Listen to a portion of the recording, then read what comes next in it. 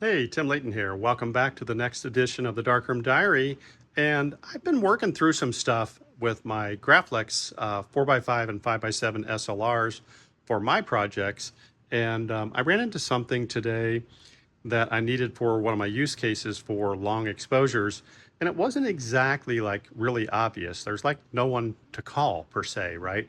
And so hopefully this will be helpful to you or somebody in the future. And that's kind of why I'm making the video for you today. That's part of what I do, right? I'm just trying to extend the knowledge and preserve it for the analog community, right? So anyway, let me just get right at it. I'm going to show you two things today. I'm going to show you the use case where you need to control for a long exposure, how you do that with this camera, and what are the mechanical steps to accomplish that.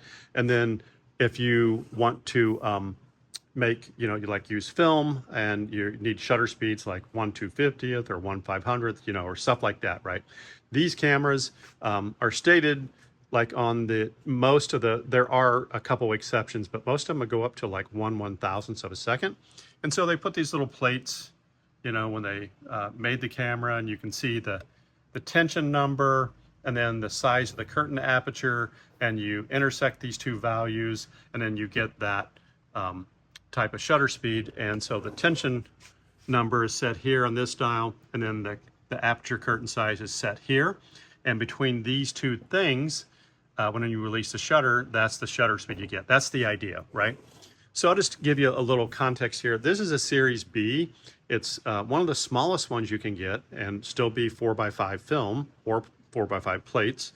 Now I do wet plate and I particularly do dry plate negatives, so I can make contact prints, typically like platinum and palladium and salt prints and stuff like that, right? So that's where the use case came up today with the long exposures with the collodion dry plates. The other use case is if you want to take like a film magazine, and this particular, that's called a bag mag, and you can put 12 sheets of film and these septums in here, and then this back here attaches to the back of the camera. They make individual film holders, as like you can see here. This happens to be a plate holder, but they're not your normal holders. They have to be slotted like this, right? And it's because of how they attach to the back. And I do paper negatives with it too, so on and so forth. So let me show you the first workflow that I use for my wild horses. This has been a game changer for me because this is a legit SLR, right? And so this concept is where Hasselblad got their idea for their cameras or whatever, right? So you can see a lot of similarities here. You got this chimney, like viewfinder type thing, a 4x5 ground glass. It's got a mirror mechanism in it. So when you're looking, down through the chimney, you can't really see this too well, but you can see there's that box right there. You actually see it, and it is right side up. So it's not flipped like it is on a normal large format camera. So let's just say I was out in the field and I had some HP5 loaded and I was photographing the wild horses, and I decided that I needed like 1/500th of a second or something close to that. I would just refer to this chart here, assuming it was verified accurate. Tension number 3 and an aperture size of 1/8. And so you would just dial that in. And let's say if it wasn't on the right tension knob, you can see you can change that there, by hitting this little knob here. And I need it on 3 because that's what our chart said. So you can see that there. And then the aperture size needs to be 1/8. I just happened to have it dialed in because I knew I was going to give you this example, and I'll show you later about that. You have to make sure you're on your lever here. You have to be in I, which stands for instantaneous mode. You can be in time mode, which I'll show you that in a minute. And assuming the camera's set up there like that, and you know that because you're already metered in that. Here's your shutter release over here, which is all part of this same mechanism mechanically. And this is the shutter.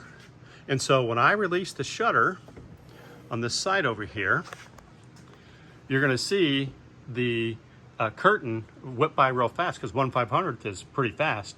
That little bitty 1/8 inch 1/8 aperture will fly by it, and it will expose the film or whatever. So here we go. That's fast, right? And you heard the mirror go up. The exposure's done. All I would have to do to take another exposure, if I wanted to say create a second sheet, is I would then slide, I'd leave this on the camera, I'd just slide that one out, put it on the top of the stack. Now I'm on the second sheet of film. I'd come over and cock the mirror up, go back to 1/8, assuming I wanted the same exposure. And if I release this, which I'll do here again for you, you can see that we're just created our second exposure. All right, that takes care of the first use case. The second thing that I do is with the collodion dry plates, or they're really long exposures. So what I have to do there is I've got to get the camera kind of set up here. Let me just kind of get this kind of reset. We're just kind of going like I didn't know what I needed, right? So now I have nothing dialed in on the aperture, and the tension when you're doing this type of exposure makes no difference because you're not using it. So the first step is to move from this instantaneous mode into time mode. That's that lever I showed you earlier, right? Number two is you have to take your aperture dial, and that's your curtain dial, and you got to move that to T. It's going to be 2 clicks here. So there's a 0, there's a T. Now you've got T here, you've got T here, and your mirror is already up. You're working out in the field. You know, focus on your subject or your scene or whatever. And step one is you have to get the mirror up out of the way. This is camera's on a tripod. You're doing this long exposure, and so you can hear this. So the mirror's up. Now, whenever you pull this lever back right here, this curtain's going to come up out of the way and your exposure time starts. See it? Now it's up, right? And so, like if I'm doing wet plate, it might be 5, 10, 15, 20 seconds, something like that. And you just hit this lever a second time. Now the exposure's done, and you put the dark slide back in your plate holder or whatever you're doing, or your paper negative or whatever, and you just start all over again. So that's how it works.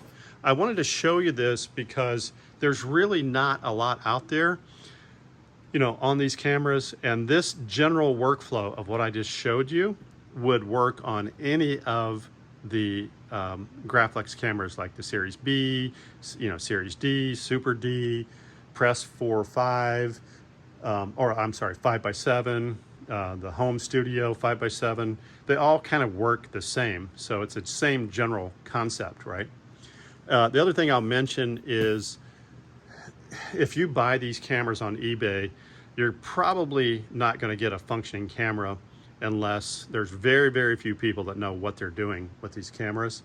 And Jerry Gordon over at Graflex Garage, which he's about one of the only guys. He's got a Facebook group. You can look up Graflex Garage. I'll put some information below. I always have him go through all of my cameras, and I know that they're working right. In fact, he's rebuilding a 5x7 press for me right now for my historic mills and covered bridges project, where I'm doing collodion plates for that. And so yeah, he's the guy for sure, you know, that can get you through all that.